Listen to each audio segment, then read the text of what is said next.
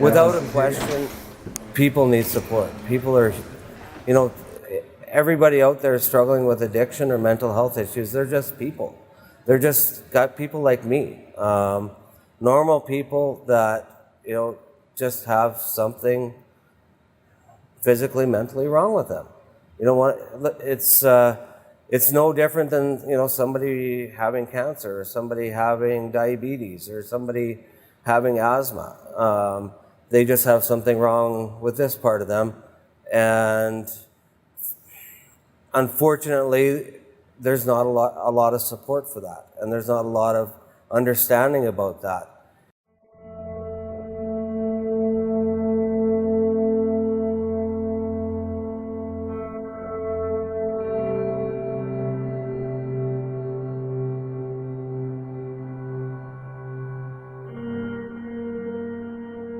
He was the oldest and happy-go-lucky kid. But I always kind of had this darkness about me. Completely normal, just like kids are. There's lots of fun, full of energy. I daydreamed a lot. I isolated a lot. Got good Socialized. grades. You know, I don't think my parents really knew at all what was happening with me, you know, and I definitely never talked to them. But one of my most vivid childhood memories is actually sitting in the haystack with the barrel of the gun in my mouth and thinking I should pull the trigger. I got in a lot of trouble as a teenager.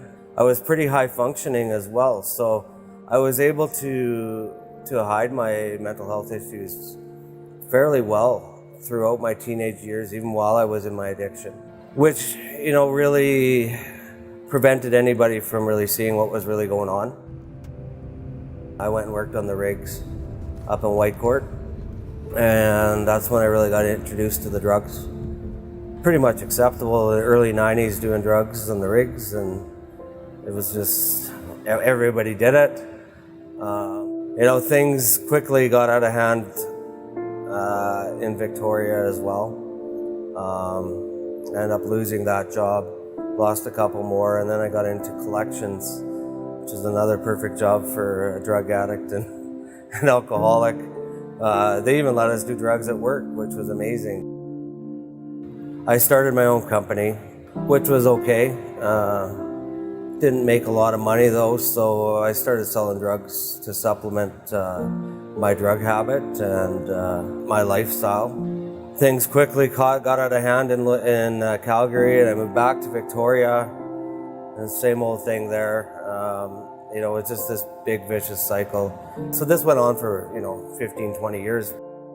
I ended up getting addicted to oxys and heroin. This would be about 7 years ago. I ended up living on the streets of Victoria, and my old business partner actually called my dad, and my dad came out to Victoria and picked me up. They had got me a bed at the Thorpe to detox. You don't change the individual, but you can support them. I think it's essential to love them. Kind of get your way through it. We prayed a lot.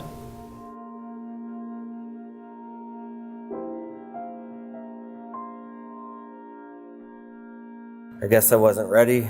I had a lot of anger issues. You know, I had a lot of resentment built up towards my life, towards my parents. I had a lot of suicidal thoughts still going on.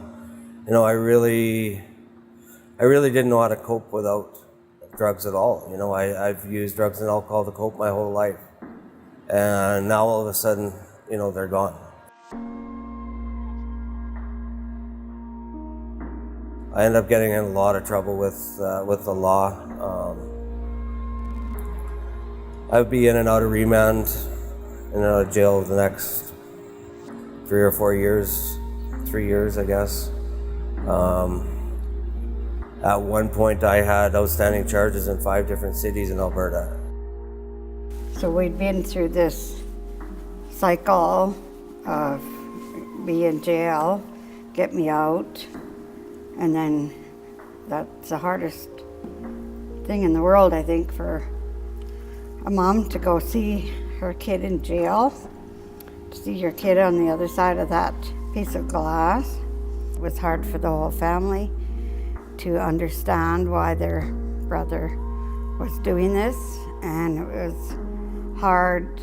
You couldn't talk to your friends about it because they don't understand any of this. Nobody understands a drug addict. You know, so, you know, and I'd go to jail. I'd go to remand, you know, for a month or 2 or 3 or whatever, and get released on bail or whatever.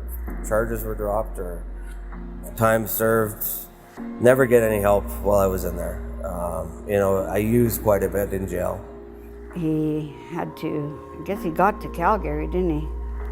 But then he finally got to Medicine Hat again, and then he phoned again, and he said, Mom, I can't go to jail in Calgary because there's more drugs in jail than there, and if I go back to jail, I'll just go back on drugs. And in the Medicine Hat, there was a counselor, and he felt he was being helped. The 4 months I was in Medicine Hat, I did so much recovery work, so much addiction work. I wasn't using while I was in there. You know, she really took me under her wing, and that really made all the difference. You know, for the first time, I wasn't just going back to the same environment I had every other time. I struggled a bit at the start. I got support, mental health support, addiction support. I had a structured day. I was able to, you know, start to think a little bit clearer. You know, I already had 4 months of clean time at that point, so things were a lot clearer. That was really a turning point for me about halfway through treatment. I started dealing with some of the stuff, some of my traumas,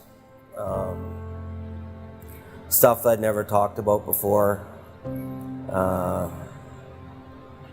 And it really, for the first time, I thought, holy cow, you know, I actually might be able to do this. And magically, I got time served, you know, for charges that I should probably have gone to the pen for. I got like 8 months time served. And it was like, that was such a huge weight off my shoulders. I thought, you know, I really have to take advantage of this. You know, I've been given a second chance, and this is really something that I should focus on. You know, in spite of all this stuff that we talked about, Tyler, in our home, he was just, when he came home in these, in between these relapses and that, he was just my son. I mean, I had no trouble trusting him. I was glad he was there. And if there's anything, if a person needs refuge, hopefully you can offer your home. Cool, well, that's good. Somebody already told me that. You're welcome.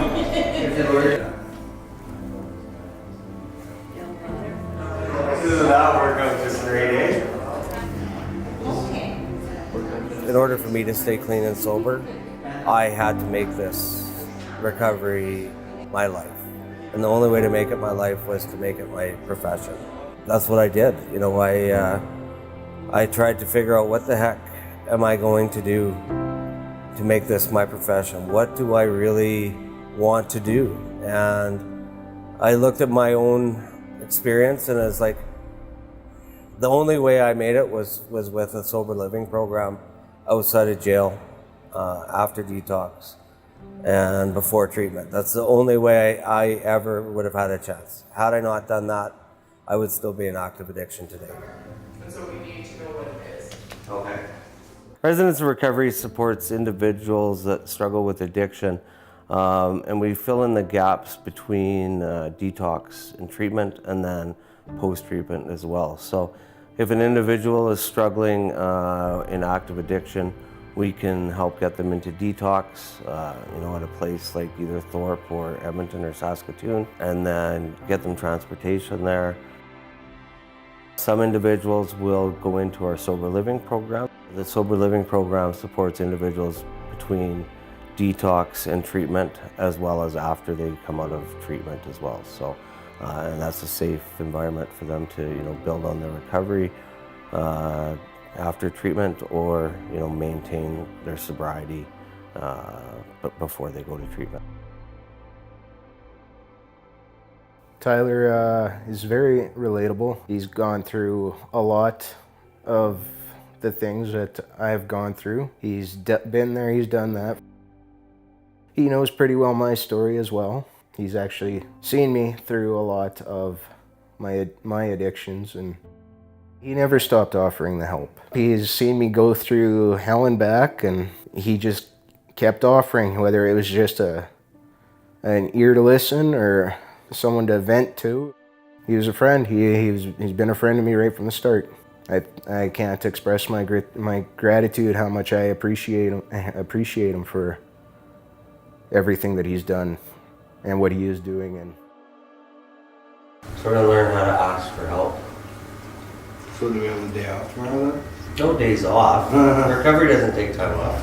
Silence. 50% of those struggling with depression or anxiety have never sought help for their issues. Those are huge numbers. Yeah, most of my life I never asked for help for. It's funny because I've grown up with this belief that I wasn't supposed to get help for my mental health issues. That if I went and saw a psychiatrist, could prevent me from getting jobs in the future. That's what I really did for years. The second somebody gives you any inkling that there's something going on, we need to reach out and support them in any and every way that we can, because it's the hardest thing for anybody to do is ask for help, and they need it. And that's how we're going to start breaking down the stigma, is when help is freely offered every time you turn around. Then, all of a sudden people aren't going to be afraid to ask for help because it's already being freely given. You don't need to have all the answers. All you have to do is start that conversation with somebody. The help is available in our community. And people just need to know that all they have to do is ask for it or be offered it. And, then we'll start helping people.